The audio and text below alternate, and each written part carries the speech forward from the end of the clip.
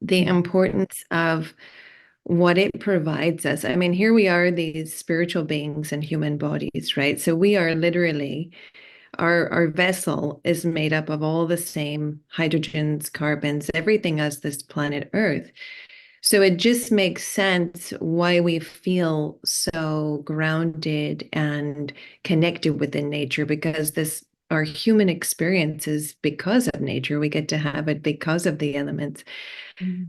And sometimes now I'll just go sit in the backyard on the grass. And it's interesting, within about 5 minutes, like I feel, like those, when you're grounding the electromagnetic field of the earth, it really brings you into this very peaceful place. Um, just like they say, like when you're near waterfalls or in the forest, you get those negative ions from the earth. And the negative ions are the ones that help reduce stress, right? They decrease the negative hormones like cortisol and increase, like they boost your serotonin being in nature. So does, we know, vitamin D being in the sun boosts your serotonin. So there's all these kind of actually scientific reasons, like what happens to us physically when we start grounding, or when we see nature, experience it, let alone from just feeling really silent and peaceful in nature. Like if you're looking out into the ocean, that in itself is like a meditation, right? It's allowing you to get back into your own rhythm, like feel your own breath, feel the own part of yourself, which is your vessel, your body, that's a part of this nature. And, even something, we recently went to Central America, and it was so profound in terms of like going inside, because we were on a farm that was 450 acres, and mostly there was just two, three people there. And so you're just surrounded by birds and horses and all these things. And everywhere you look is a meditation. Like there were these ants that would cut the leaves and carry the leaf on their back, and it was like a sail.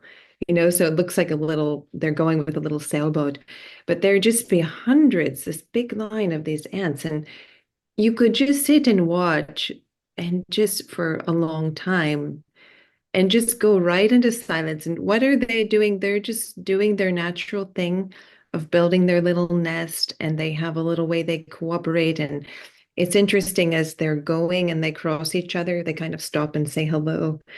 And it's just so fascinating. So for me, it just reminded me of our connection, how important it is, because we are in a different kind of electromagnetic field with all of our computers all the time and our phone.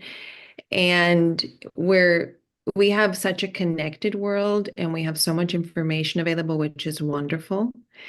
But we don't necessarily, I speak for myself, like we don't make enough time to be in nature and receive those positive effects the things it does for us, like how it can regulate our breathing, increase our happy hormones, decrease our stress hormones. And it just takes a few minutes, like we can go be outside on the grass barefoot, or just go watch the rain. And it just allows us to just become very simple and just like absorb, also have gratitude. Like being here, us spiritual beings, having these bodies, being able to experience life on this planet is such an amazing thing. And and then when you get into nature, there's no end to what you can appreciate and Mm. observe, like just birds eating or something simple. But yeah, I find it so grounding, and it enhances my spirituality. It brings you back to like what's real. Mm. And I think it helps the soul, it helps the body, in every way, it's just so healthy. That's my experience. What do you feel? But I would also say just looking at rain can help connect you and because when you mentioned the ocean, one of the things that I used to enjoy doing when I lived out um, by an ocean for a short period of time was when the weather was stormy and you'd have these huge waves crashing, and it felt like there was no logic to it. There was just an energy flow. And I was wondering, I was going to ask you, do you still get benefit if the weather is stormy and difficult, so to speak? And I'm getting that. Oh, I'm muffled. I'm sorry.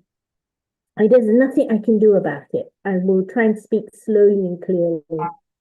So that when the weather is stormy and you're in that, do you still benefit? Yeah, I know a lot of people who enjoy the rain, whether it's on the window or just watching it. I mean, I personally feel like all the parts of nature are quite amazing. And watching all of it reminds us of life, that there are good days and bad days and storms and, sunny moments. And like everything is so cyclical. And it's just a reminder of that. And also, life is very, just like nature, very unpredictable, but it always brings itself back into balance, right? So all of it is quite a wonder. And I feel like that's the thing also about nature is that it connects us to the wonder of it all. Like just your mind just says, oh wow, look at this, look how the trees are blowing. Like in Florida here we have hurricanes. So sometimes I like, ooh, really blowing. And that in itself is quite the wonder. And when you're in wonder, you reconnect to like the universe and the magic of the like just how big and vast and incredible everything is, how it works together. That's Yeah. beautiful. That's really beautiful. So that whole effect of awe or wonder, as you're talking about, what it's doing is connecting us to something greater, and Yes. that's interesting, and that makes us healthier. Is that Oh, right? absolutely. Yeah. I Okay. mean, staying in your childlike wonder, um, definitely makes you happier, I feel, right? But also just the peace and the calm that we experience, in nature, like your breathing slows down, your heart rate slows down. So you have these chemical reactions of the serotonin going up, the cortisol going down, but you also have, just like your physical biomarkers, like they are decreasing and they're becoming more healthy. So yeah, I think in every way, physically, spiritually, mentally, Mm, it's so good. that's So really good. sometimes you need a mental health break. And in that moment, you feel like, I just can't meditate right now. I just can't sit still. Go for a walk. Go be with some trees, be in the grass, and then slowly go be at the ocean or wherever is that place. It could just be out of a window. You could be at work and you just decide to take 5 minutes and then you'll come back into that calm place where you'll be able to better meditate or, connect. Yeah, I think That's it's a a really good tip. good connector. That is an incredibly good tip, because sometimes people say to me, I just can't meditate. So this is a really good way of helping people to bridge it, because you need to get outside of your head often. So Yes. even to meditate, you need to get out of your own head. So that would be brilliant. Good, good. And I'm going to ask you, you've spoken about how nature helps you. But when you're in a calm space, are you impacting nature in any way? I feel absolutely. I mean, everything is energy in my experience. So, and it's all connected, right? So I feel like it is a mutually beneficial symbiotic relationship. Okay. So nature is helping to remind us of that calm, peaceful, balanced, being we are. And then as we're in that place, we're impacting the elements around us, right? Because everything's vibrating. Hmm. That's nice. That's very nice. So it's not just that we're taking, because even that doesn't lead you ultimately to a space of contentment. Right. And the more mindful we become and peaceful inside, the more care we'll have. The more that we appreciate nature and this planet, the more we'll take care of it. I think we'll be more mindful in that. Mhm. Yeah. That's really interesting.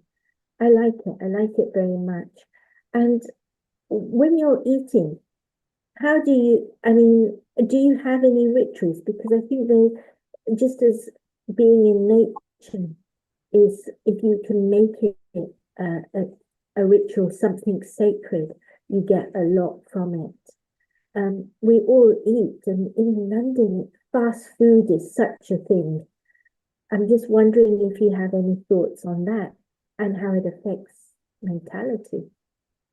Yeah, I mean, I find obviously something I'm sure you talk a lot about in the center is the consciousness when you're preparing food. So that's the top thing. But I think also just in terms of us having this symbiotic relationship is that I really try to eat as close to the source as possible. So as many whole fruits and veggies and things, like in India, it's very common, a lot of lentils, a lot of grains, because the earth is providing this amazing nutrition. So the more simple. So I try to prepare very consciously and also very simple food. And the more I eat, the more from the rainbow, Oh, the lot of greens and a lot of fruits and veggies, the better I feel.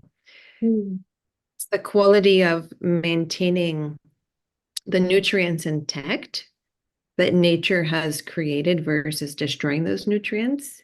mm, So if the foods we're eating are more alive versus if we could say dead foods that are in a box, we're gonna feel more alive, just like we do in nature, because there are these ions and they are, with food, it comes down to, yes, the vibration, but also the nutrition inside of that food. How alive is it? mm, mm. Interesting. Well, I know I could talk to you about a number of things more, but we're going to have to stop and start our talk. So thank you for chatting with me. Um, Hello and welcome to the Inner Space Covent Garden talk.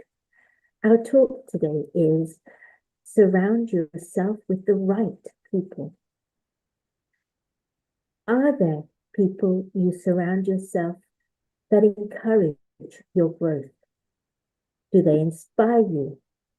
Are there individuals who help challenge you in a constructive way? The people we surround ourselves with influence who we are, how we feel. And interestingly enough, they also add to whom we become ultimately. Have you noticed how you may feel when you're around, let's say, negative people or somebody who's in a negative state? We can't completely avoid or block out somebody when they're in an individual when they're in a negative state. But is it possible to increase the presence of people who are real with us? People who bring fun into our lives, people who support us. Our speaker today will be sharing her know-how on how to surround yourself with the right people and deal with any negativity. Kristina is a meditation teacher, author, and a holistic health coach. She specializes in creating customized well-being journeys that focus on building and nurturing relationships with the self. Kristina is going to be sharing with us for around 40 minutes, and then she's going to take us into a guided reflection or meditation, just a short period. And after that, she'll be taking your questions. So please send in your questions via the question and answer link or through the chat. And I will be pleased to put those questions to Kristina on your behalf. Kristina, thank you. Over to you. Thank you, Sister. I think. Um, This is such a great topic you chose, and I think it very much connects with what we were talking about as well. Just how nature influences us on a very physical level and also a spiritual level. The company that we keep has a huge impact on us, right? And so, in the same way as the physical elements influence a physical body, the people we surround ourselves with are also spiritual beings, right? They're souls. And they have a huge impact on our own soul, on our own energy. And in that way, we could say that, energy and vibrations are contagious, right?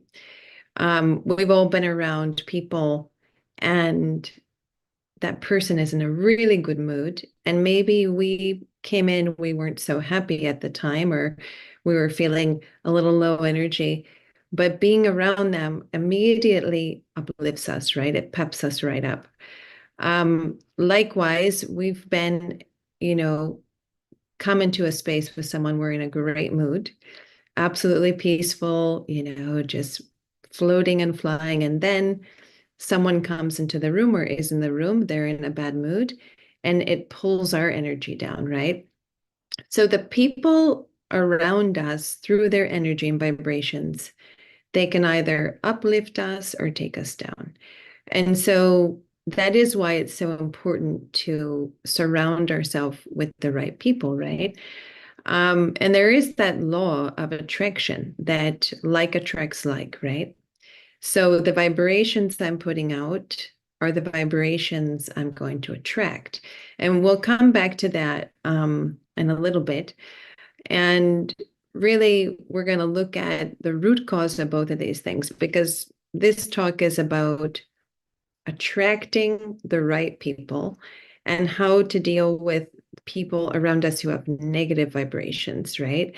And in a sense, this all comes back to one thing, which you might be aware of what that is. But first, let's just talk a little bit more about having the right people around us, creating, hello, Lorna, creating a circle, a very safe container and nurturing circle around us, because we are influenced by the people we're with on an everyday basis, whether, even if you live by yourself, there's certainly people you interact with consistently. But the people that we surround ourselves with, whether it's family, your partner, your best friend, they have a direct impact on your energy and mood.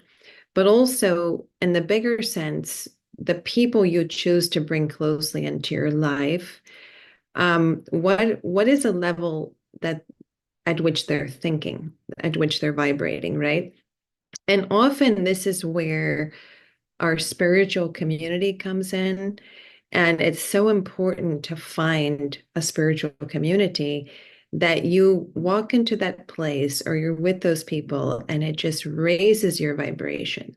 I think a lot of times when people, like, let's say once a week, they go to church, or some people every day go to their place of meditation, or they go to their church, or they interact with the people from their spiritual group. And that serves in a sense as this uplifting container, like an elevator, right? Because okay, this is a group of people, or these spiritual friends I have, whenever I'm with them, we're sort of on that similar wavelength. We have a similar goal. And the other thing about having a spiritual community or spiritual group of friends is you have these like very elevated conversations, right? And that immediately uplifts you and your energy.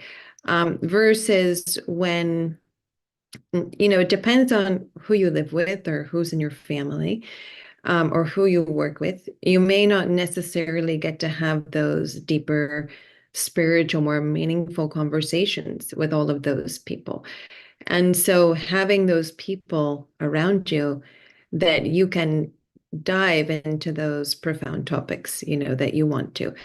Um, for me, that's been really important in my growth is to have, first of all, people around me that inspire me, like I see them and I say, oh, I would love to be like that person. Like they are so kind or so wise, so deep. So when we feel that way about somebody, we naturally want to be around them more. And then the more we are, the more we can rub off on each other in a sense, right? Because the place they are, which we see we want to be there, the more we spend time together, the more that energy gets created, right? We do rub off on each other in a sense, and we reflect who we're around. It's almost like think of yourself like a mirror. We are, even if we don't fully understand it completely, we are very connected to one another. And we're all vibrating vibrations all the time. So everywhere we are, we're giving out vibrations and we're also in the midst of vibrations. And really, the people we're around, the more and more we're around them, we start to reflect each other, right? Like a mirror. If you've ever noticed, like if somebody has a strong accent or they say words a particular way, and you spend enough time around them, you can start to do the same thing. It's just the natural way that we're so influenceable by each other. Um, so we do start to reflect each other. So if we think of ourselves in a sense like in a house of mirrors, and those people we're surrounding ourselves with are those mirrors, and we're reflecting back, to each other. We're reflecting who we want to be, who we are, the possibilities within us. And spiritual company and uplifting company has the power to remind us of who we are, Like sometimes we're not having the best day, but you're around people, you're surrounding yourself with people who see the truth in you, who see the light to uplift you, and they remind you of your goodness. That's another beautiful benefit of spiritual community, spiritual company. Um, Another thing is the right company, surrounding ourselves with the kind of people we admire and we want to be like. It's usually people that we feel very harmonious around, right? We feel very safe and peaceful. And that's really good for our nervous system. Hi, Neil. It's really good for our everything, our mental health, our emotional health, our spiritual health. If I can be around people that allow my nervous system to be calm, that allow me to just feel relaxed, right? That is so important. It's like when we're alone, we feel relaxed and calm and content. But we're not here to do life alone, right? As human beings, we are community and family people. And so finding those people with whom you can just be totally relaxed means that in that space you can really share who you are, you can grow, you can learn from each other, and you don't have to have like your defenses up when you're with them, right? So definitely as we mature in life, which I'm sure all of you have already done this in your life, is we feel and we listen in to our energy, our intuition. And when we're with people that make us feel more peaceful, more calm, more loved, more harmonious, we gravitate towards them more, right? We spend more time with them, we call them, we stay in touch. And that keeps our energy going up and staying up and even going higher. And we naturally start to pull away from people that make us feel tense, stressed, that knock us off of our balance. And that's also healthy. That's creating boundaries and choosing who you want to share your energy with, right? Um, so we talked about, energy being contagious and that surrounding yourself with spiritually minded people or people who are in a a similar kind of line of thinking that you want to be in, how that encourages us and strengthens us. And also when we're talking about pulling away from negative company or not attracting people who are not good for us. It's like we have some people are like this tonic, this healthy tonic for the soul. And whenever, you get a few drops of their energy around you, you just like perk up. And some people are like toxic, so you have people that are like tonic and people that are toxic. And when it comes to toxic relationships, it doesn't mean that we're saying that, oh, this person is, terrible. They can never be around anybody. They always bring everybody down.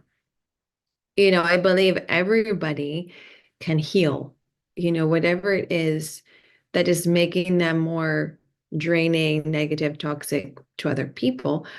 But it's a matter of if people have put in the work to do that, right? And so we really have to see, like, there are some relationships that pull us back into our true self. They help us to meditate more. They help us stay connected. And then there are relationships that totally pull us away from our practice. They pull us away from our awareness consistently, again and again, or they're constantly caught up in drama. And from being in a more unlimited place, they want to pull us constantly into the limited. And so we have to develop boundaries with that, right? Um, Certain relationships you cannot choose to be in or out of. I mean, you could, but a lot of times that's not the optimum thing, right? Like, let's say a parent or your child, or your partner or someone else you live with. So those relationships are there, and maybe they don't have the energetic, and vibrational elements that support you. And so in those cases where those relationships are kind of set in your life, it's really a matter of the kind of self-care you do, um, around creating like the time frames and being with them, um, choosing to be with them at certain times when you feel like you're ready to sort of protect yourself and be in the space with them and not absorb it as much. So, for example, if you know that one of your parents is difficult to be around and you're already having a bad day, and you can change that to another day where you feel more capable, then that's, self-care in that moment, right? But I also want to, but we can go deeper into, tonic and what is a good relationship and what is more toxic. But I want to bring it back to the one point. And the one point is that what we are inside is the only thing that really matters in this scenario. Because we are, attracting, um, and in certain cases, we have attracted these relationships because there's past life, there's karmic things, and so they're still there in our life. But in this moment, with who we're choosing to be around and not be around, it's really comes down to what you're choosing to be inside, right? Because everything is this reflection of you. So, how am I with myself? How am I with myself? So, am I compassionate with myself? Am I really loving? Am I patient with my mistakes? All these ways I am with myself energetically, vibrationally, the way that I treat my mind, the way I think, the way I feel about myself. That is all the most important thing. Number one, I'm always going to be with me, right? This journey of life, this journey through eternity, I am with my own soul. So, in a sense, I can be my own best company. And so, really using the virtues and the values on myself Like, do I feel there are places I can be more loving and more compassionate towards me? Or do I need to have better boundaries with myself around certain things? So, this relationship with the self is everything because I'm always with me. With other souls, I'm not going to always be with them. I'll be with them for a period of time, but I am with my own self through this whole journey.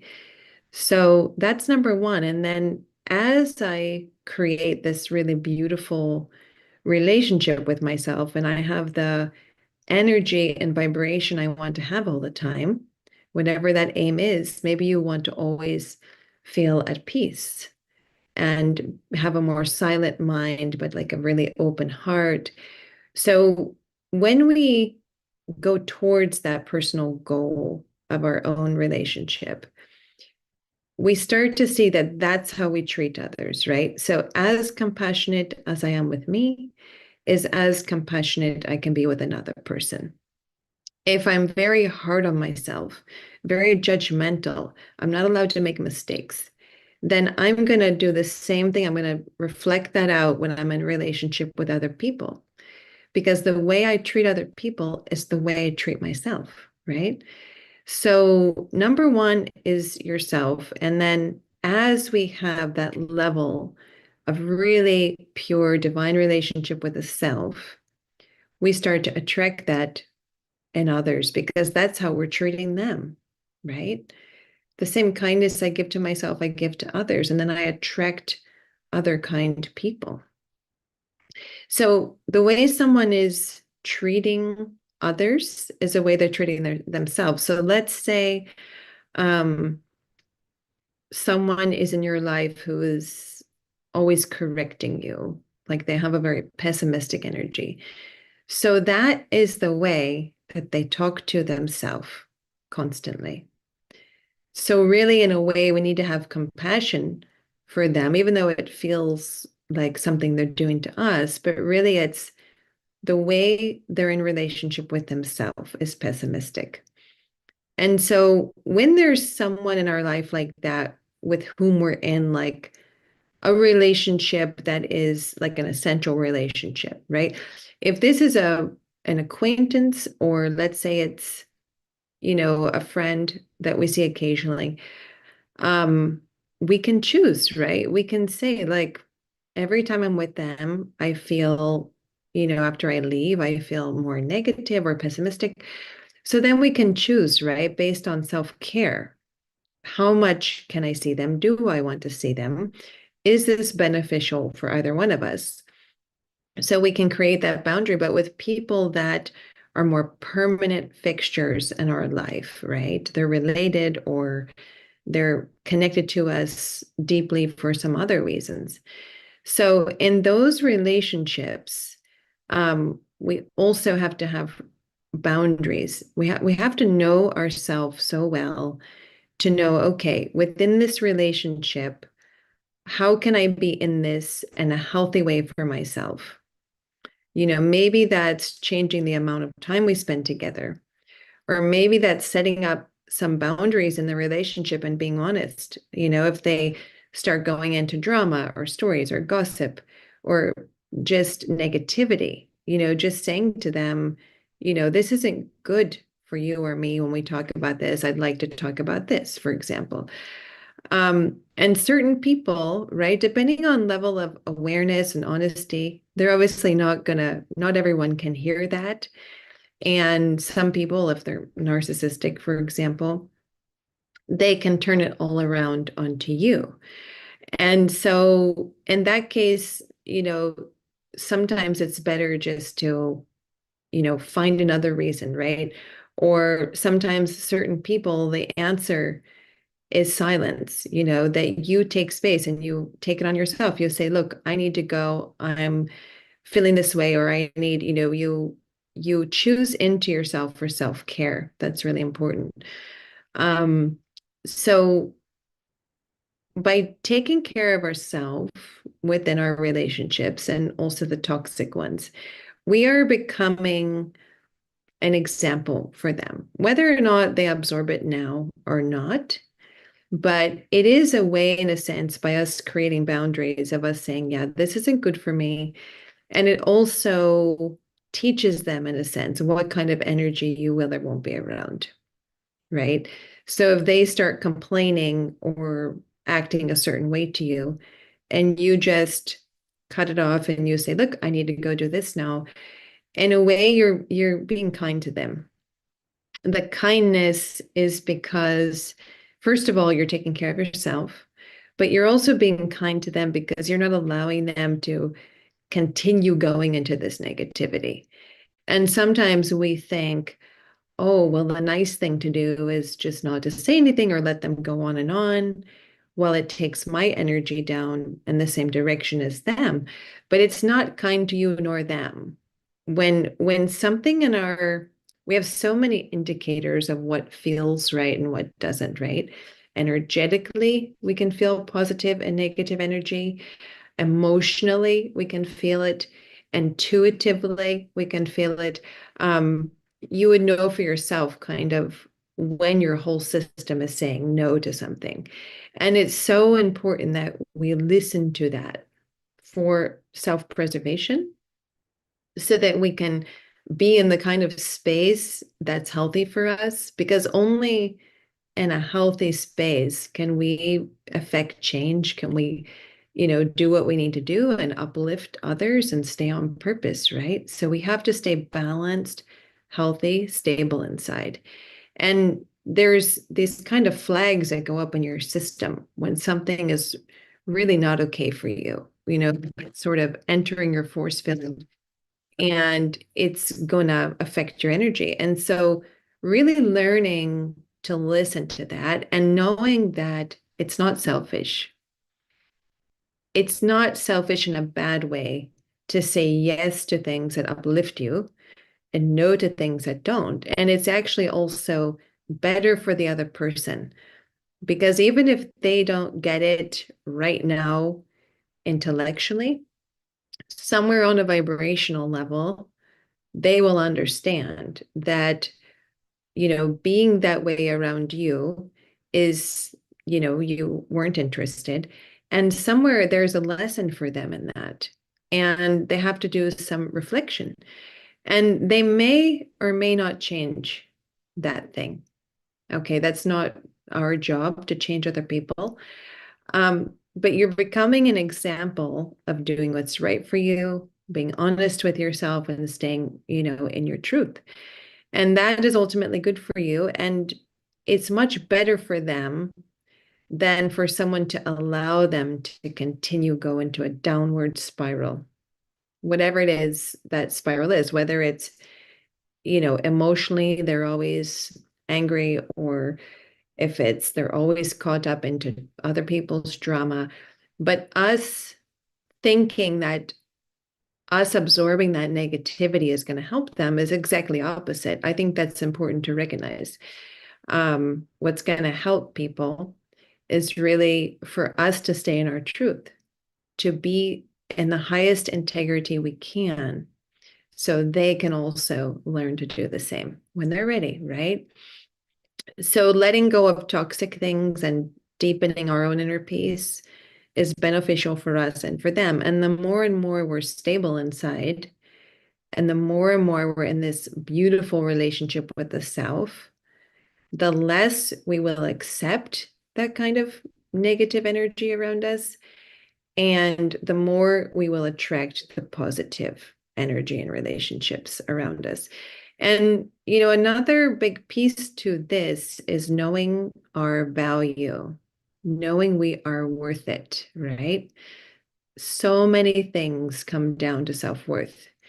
That's why working on your core worthiness should be at the top of our list, So many of us grew up, either in a religion or in a family where we felt we couldn't make mistakes, or when we did, we were chastised, and so many things, even just society itself, even just modern society and trying to be perfect in society, um, makes us often value the wrong things and not really recognize their value.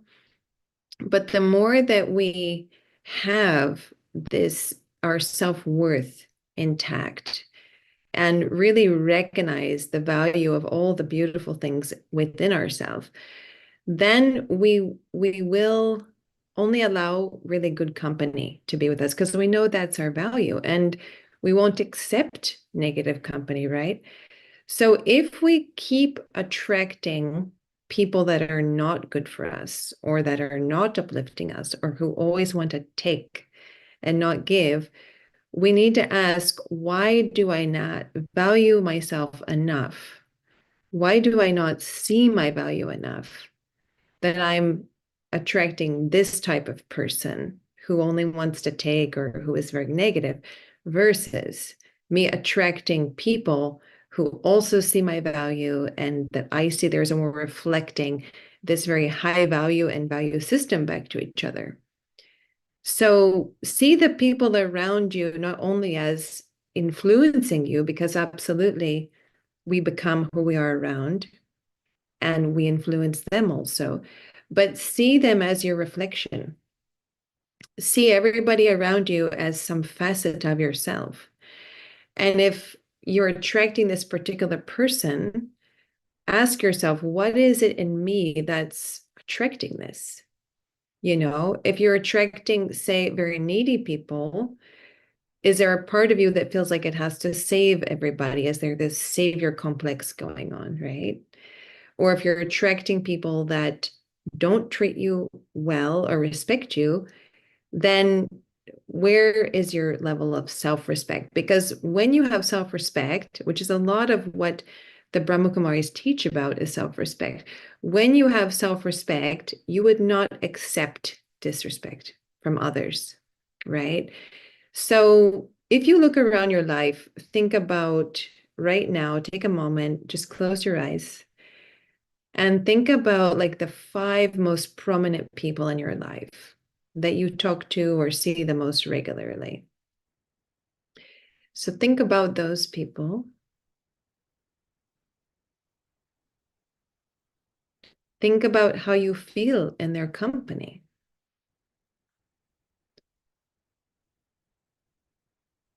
Think about what kind of respect and worth do you feel in their company.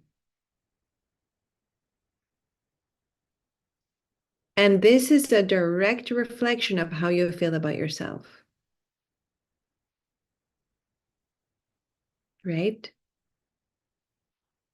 Because the way you feel about yourself is the kind of respect and feeling you're going to allow to surround you, right? And yes, someone mentioned about animals. I mean, a lot of us feel this love for animals. I mean, a lot of us here are probably vegetarian for a long time, and we have this deep respect for animals and the soul of animals too. And I think that they remind us of unconditional love, simplicity, this purity where they're not in their ego, right? They're free of the ego. They're not making judgments or picking up and picking on small things that don't really matter in the big picture. They're just so innocent, right? So if you're surrounded by those beings, maybe that's really how you feel about yourself, you know, as you feel this innocence and this simplicity, which is all very beautiful. And we also need to be able to be with people, right? There are things that our animals can remind us of, like playfulness and just so many beautiful things, like the innocence of them. But there are things that we need our circle of friends, our spiritual community for, right? They take us deeper. They reflect back the places we can grow. They help challenge us, but they also uplift us, right? And so I need to see, like, okay, who are the people around me that give me this similar kind of energy as my animal does, right? This unconditional love. like happy to see me, non-judgmental, and finding people like that. So how do we find people like that? We have to be that. We have to be that. We have to vibrate at that level of non-judgmental attitude, compassion, of being loving, always happy to see ourselves. We have to be that for ourselves.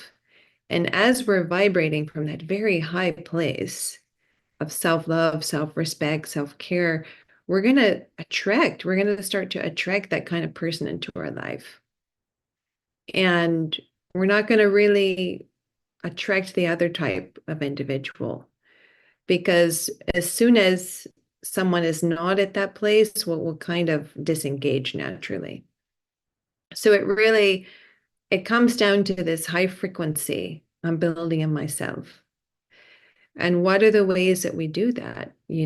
This high frequency, this love frequency, this peace frequency, we meditate, right? Everyone at Inner Space and, at the Raj Yoga centers, they meditate, they connect in and silence to their own peace, their own truth, their own light, their own power, their own purity, their own happiness.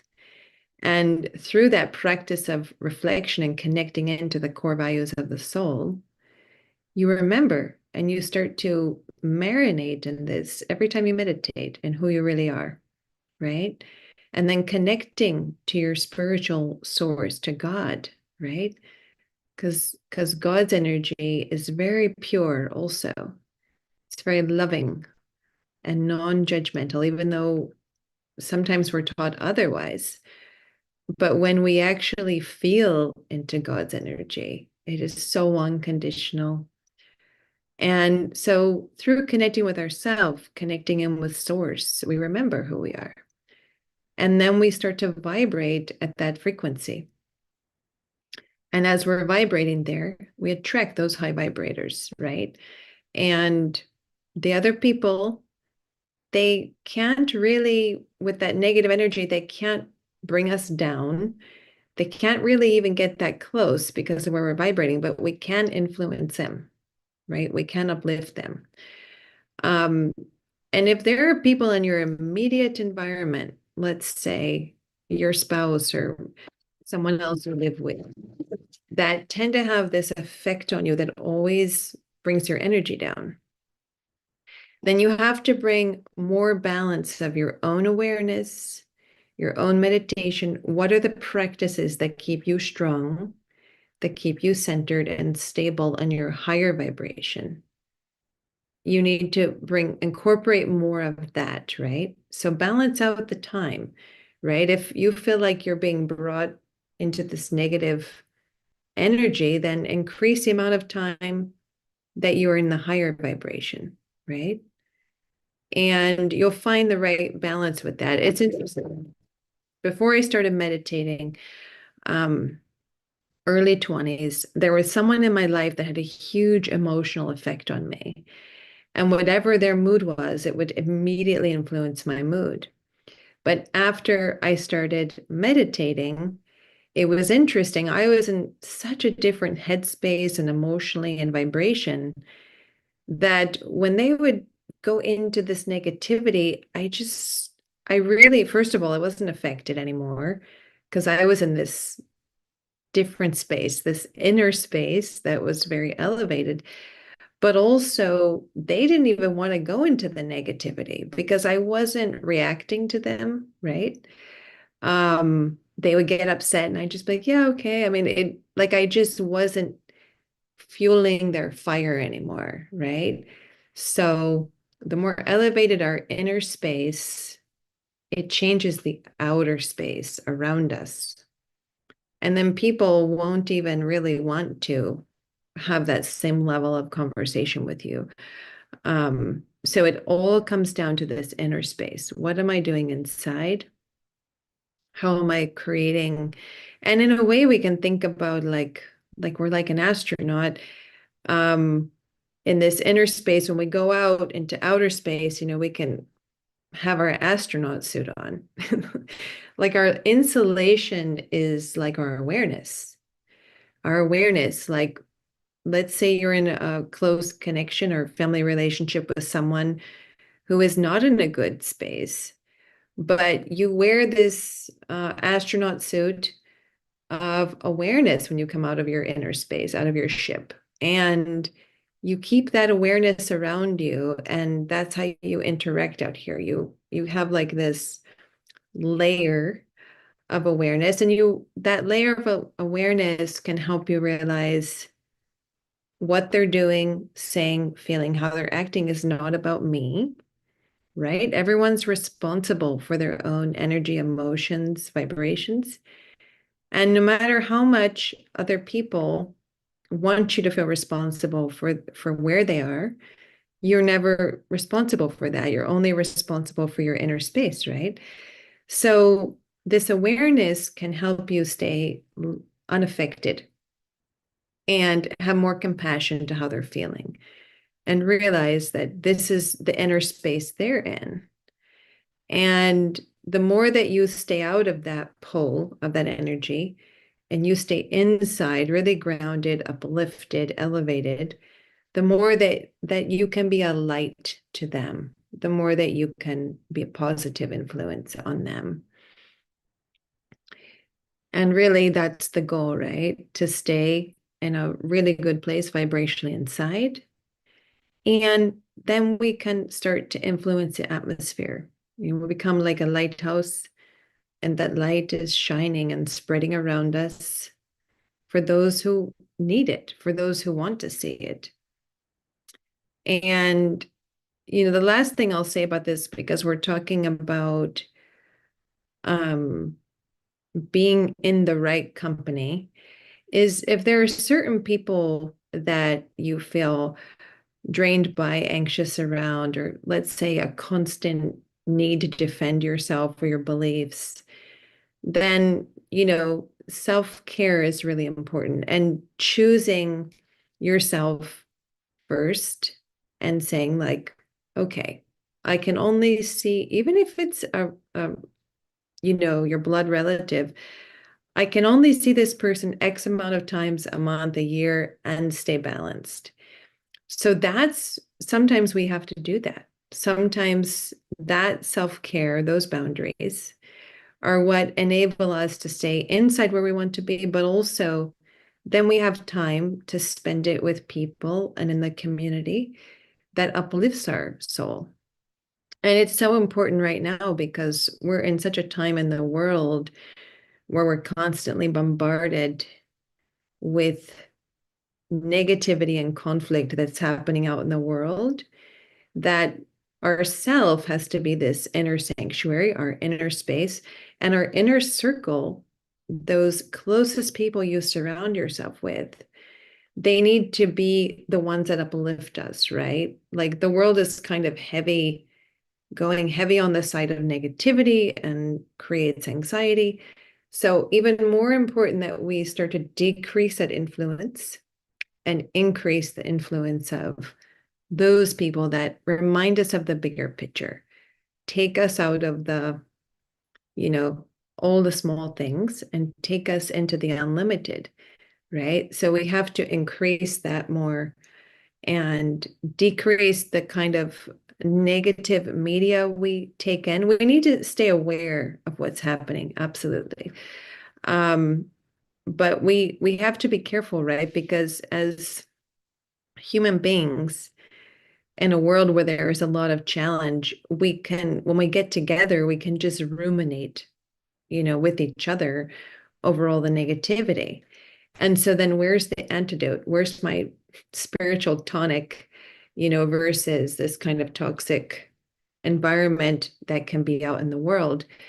And I'm not talking about with people, but more sort of the global conflict. So we need to find those spaces inside and in our inner circle where we can talk about things that really uplift us and that remind us of a deeper truth, that remind us of the beauty that is around us, of the beauty that's within us. And then we can deal with everything on the outside, because inside we're strong, inside we feel stable. And then on the outside, we can have a positive effect, right? Because we're not completely absorbed by the external global vibrations, right? Which are not always good. So the more powerful we are in our inner space, the more positively we can affect everything outside of us.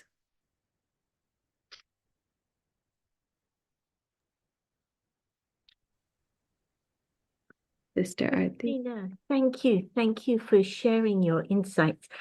There's loads of questions coming in, but would you lead us in a meditation first? Yes. Okay. So sitting quietly,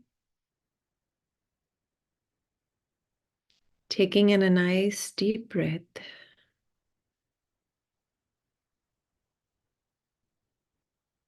Take a moment and imagine that you are an astronaut. You are in this spaceship that has a really big window. That window is shaped like an octagon, and it's twice as big as you, twice as tall, twice as wide. And you are in this spaceship looking out towards the earth.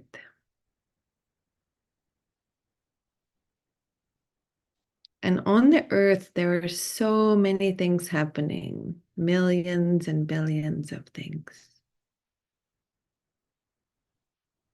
But here you are in your inner space. Here you are watching from above, like an observer.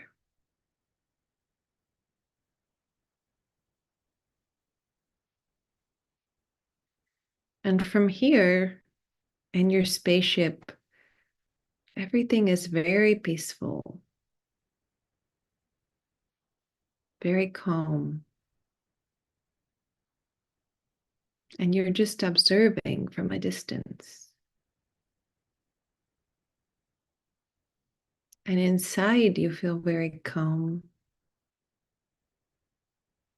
very peaceful. From this place, the earth looks just harmonious and it's one. And everyone is working together from here.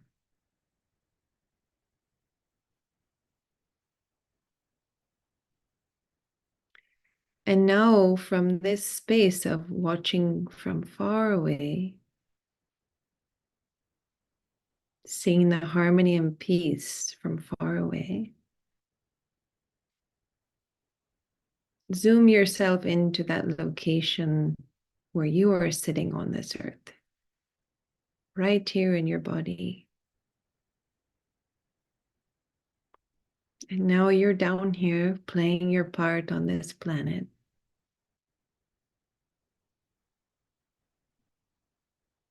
And you're here, right in this room. And that peace you can feel from up above, beyond the earth, and the unlimited.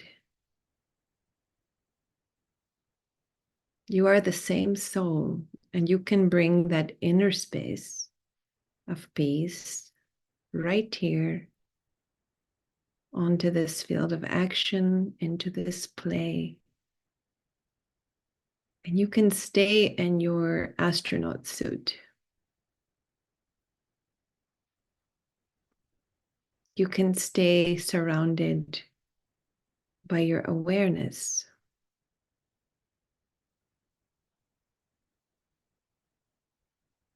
You can stay in your inner peace.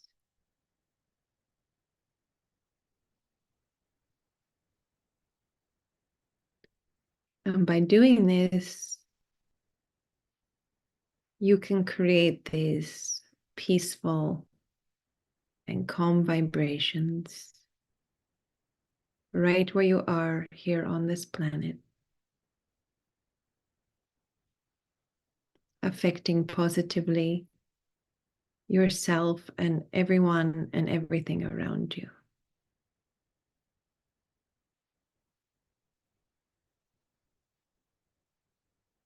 And right here in your inner world is a world of harmony and peace.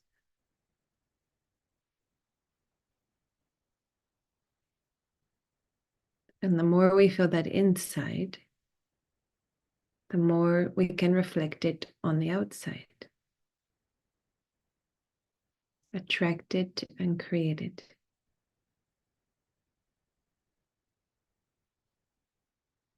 Om Shanti.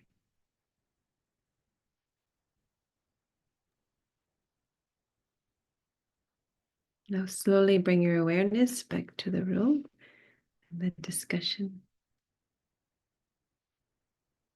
Thank you for taking us on that journey. Let's start with this question. Why does a loving, kind-hearted person keep attracting mean individuals into their space time after time? Yeah. So there's obviously more than one reason we attract people into our space. Sometimes it's karmic, right? Sometimes we owe someone something or they owe us. So that's sort of an energetic thread to a past experience.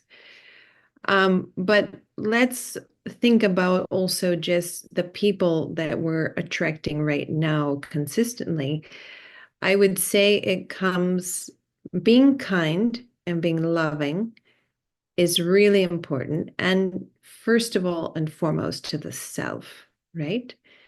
Because if I'm really loving and kind to me first, then I won't accept mean or negativity or people who are treating me poorly because I'm loving myself, right? So I have to see, where is that kindness coming from? Is it coming from a place where I'm feeling the need to people please, or I'm trying to get something from people by being kind? Or is that kindness I'm giving out coming from this deep, stable place of my own inner kindness to myself? So check the quality of your kindness and check if you're as kind to yourself as you are to others. Because I think when you're truly loving and kind to yourself, you won't allow that kind of energy in to you. I hope that was helpful. Thank you. It's there's a saying, isn't there? People can only treat you the way you allow them to. So Yes. that's an interesting guide. The next question is that the person who's asking this question has really worked at creating a social circle of people that are supportive and positive. And it's a very quality circle of people, but it's very small. How do you handle loneliness? Well, I feel personally like you're never alone, right? Because within you is this huge resource. Also connecting up into your source also. But in terms of finding more people, like-minded people, there really are so many spaces and places out there where you can find high quality friendships. And even if you, for any reason, you can't leave the home, like let's say you have a physical impediment, there are spaces online. So I would say go towards your interests, go towards, if you like meditation, find a meditation center. If you're in London, go to Inner Space. And you will find like-minded people. And then from there, you'll see who you connect with, who is uplifting, inspiring to you. And even with some of your already close circle of friends, like some of the most wonderful people I've met have been through other friends, because those high quality people you already know, they themselves are attracting other beautiful souls, right? So you could be honest with your friend and say, I'd really like to expand my circle of spiritual friends. Can I meet, can we have a get together and I meet some of your other friends? I mean, you can share openly and honestly with people like that as well.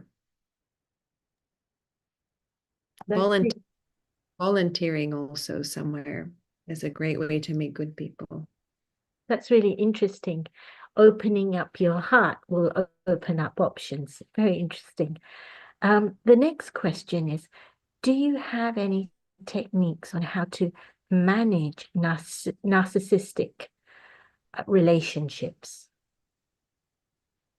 Well, a narcissist is, someone whose ego has kind of completely taken over, isn't it? And they often are in such a place of self-importance that they don't have value, right? And can't even see other people's feelings and all of that. If you are able to step away out of that relationship, that's obviously the healthiest thing, right? If it's an optional kind of situation. Because nobody benefits from being constantly in a relationship and having to protect your energy from someone who is completely in the ego, which is the false self, right? But if that is a relationship that you cannot step away from, and it is a relationship that is, very solid in your life, then you have to basically develop your own life in tandem with this person that is very supportive for you. And I would say also, if it is someone very close, like a partner or a parent or a child, you need to have some kind of a coach or a counselor I would work with. Because aside from just your meditative practice and strengthening your own awareness and what is and isn't true and isn't your responsibility, those kind of relationships can be very suppressive and also confusing. And so it's important to have other people you talk to help you see very clearly and make sure that your self-worth and your awareness of yourself is in the right place, right? So yeah, I mean, I've seen people get out of relationships with very narcissistic people, and it was like they felt freed from a prison, right? When they did that, it was a hard choice. But that's not always an option. And when it's not an option, you have to free yourself within the relationship. You have to find ways to heal, get emotional support, create your self-worth, feel your self-worth consistently. Meditation, surrounding yourself with other people who are not in their ego like that, good support system, counselor, your spiritual teachers, things like that. Have your own hobbies also, make this person less important and other things more important. Can you explain about detachment a little more? Is that healthy? Is it possible? Or is it cold and it's going to lead to loneliness? So detachment does not mean you don't love somebody. Actually, detachment can help you to love more. Detachment is being able to observe something and someone from a more objective perspective, right? And in relationships, it's really healthy because when we are fully self-aware, we realize that my feelings, my experiences, my thoughts, they're my creation. And someone else's feelings and thoughts and experiences, that's their creation. And we each have our own soul's journey, completely different, even though we're walking together. So if I can be more of an observer, be more detached as emotions and things and conversations come up, I can realize, okay, this is my responsibility or this is theirs, and I won't get as affected. And I can actually love more when I don't take things personally. I think detaching and observing more and giving everyone their respective space in the universe and realizing it's not about me and I'm detached, I can be more loving to them because then I'm not getting my feelings hurt. I'm not taking it personally, things like that. I hope that helps. Think of it like they have their own inner space and I have my own inner space. And when I'm detached, I'm really more connected to my own center, my own inner space, and I'm observing them and what they're experiencing, but I'm not confusing the two things, right? And in a way, it's a respect to them when you give them their own space.